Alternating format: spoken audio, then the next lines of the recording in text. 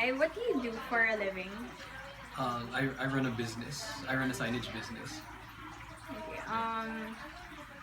What personally, what is poverty to you? Well, well, there's obviously that definition of poverty that that's official, right? But for me, like poverty is more of when you can't afford the basic necessities of life. Like you can't afford a proper house, a proper meal. Like you can't eat 3 times a day, and you can't afford you don't have the proper the necessities of life, the basic necessities of life. Yeah. How does poverty affect you?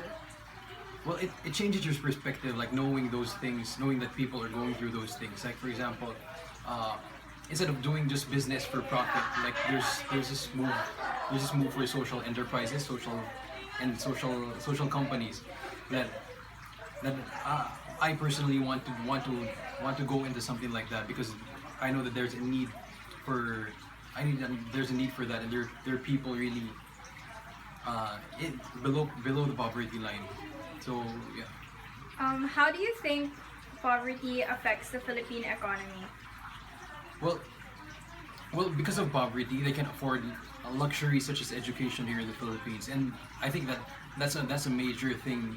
That's a major thing that hinders the progress for the Philippines. Like in other countries, most of the people already have this education available to them, and because of that, they're able to focus on different things. Whereas here in the Philippines, people tend to focus more on how can I survive the next day and the next week and the next month. When you're focusing on those things, on focusing on making sure that you survive, you can't think of other things. And you can't think of other possibilities and opportunities that you can afford. So I think that's mainly, I mean, that's the root of how it affects the Philippine economy. Like people can't focus on their jobs because they have to think of how they could feed their families. Thank you.